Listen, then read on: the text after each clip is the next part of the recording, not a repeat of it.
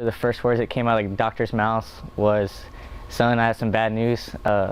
Best case scenario, you lose your arm. Worst case scenario, you lose your life." Words most can't imagine. Case Frieda heard them in the 8th grade. Back in 2007, after feeling pain in his arm during an early season practice, coaches and trainers noticed a knot on Case's arm. Initially thought to be a football-related injury, Case and his head coach at the time made the drive to see the San Antonio doctor who often diagnoses athletes from Divine's athletic program. They take a look at his x-rays, and then they come back and into the waiting room or in the x-ray room, and they get me out first. And they say, "Coach, can you come here, and visit with us?" And so I went in this other room where there was about 5 or 6 doctors. And Dr. DeLee's like, "This isn't my specialty, but I'm almost for sure that this is a bone cancer, and it looks malignant. It looks like it's spreading." I called the mom, and she was, of course, right when I told her, she, was crying and, was starting getting me choked up. One of the worst phone calls that I've ever received was from Dr. DeLee that Saturday. He said, "Quiz, we got a visit. I know you're watching film, but you need to step out." 2 days later, a specialist confirmed the news that Case had osteosarcoma, a bone cancer that takes the lives of a third of those diagnosed with it. There are some people that I met there that aren't here today, and it's kind of like a bunch of people say it should be good memories because that's how I saved my life, but I know I've met way more people that aren't here today when I was there, so it's kind of hard to kind of talk about it. After several weeks of chemo to treat the cancer in his wrist, Case underwent surgery that would not only save his life, but change his entire body. In an effort to save his right arm, doctors extracted from other parts, including a bone from one of his legs. They took the tibia and put it in my arm, and took both the bones out of my arm, and took bone from both hips. They took a muscle from my right thigh and took skin from my left thigh and put it in my arm. 5.5 more months of chemo followed. And through it all, though Case was at a downtown San Antonio hospital, his teammates and coaches were never far away. Joseph Sadler, who leads the entire state in rushing yards this season, was a fellow 8th grader then. We all got together and went over there, and everybody shaved their head and went surprise Case. What was the look on his face when he saw you guys? He was pretty excited. He was happy, and then it was pretty cool because we got to shave his head too.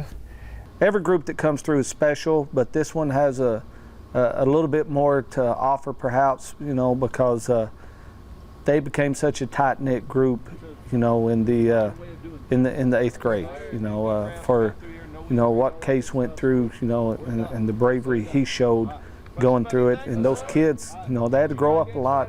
To see him go through that, it was kind of tough, but we didn't mind being with him. I mean, I was with Case all the time. I was up there every weekend. That was probably my best friend, still is one of my best friends. I'd hate to see their grades because they skip school so much just to come and sit with me during chemo and stuff. After a biopsy showed that 98% of the cancer was gone, Case then turned his entire attention to the very thing that was never far from his mind. They told me that pretty much give up on playing football. You're never going to be able to play again. I even got in a fight with one of the nurses, or an argument, because she told me, "Don't even think about football because you're never going to be able to play again." And I didn't speak with her, and I never saw that lady again after that day. I remember telling my wife, I said, the problem with this happening to Case is that Case won't ever take no for an answer, and he's going to want to play again. Case was also a kicker, and I said, well, maybe he can kick. Maybe we'll let him kick and, get him off the field or something. That's not good enough for Case. A linebacker and a fullback, Case returned to the field a year and a half after that 2007 diagnosis. Through the years, he's had to adjust to his new arm and broken it 8 times by his estimation. Still, nothing stops the now 17-year-old strong-headed senior from doing things his way.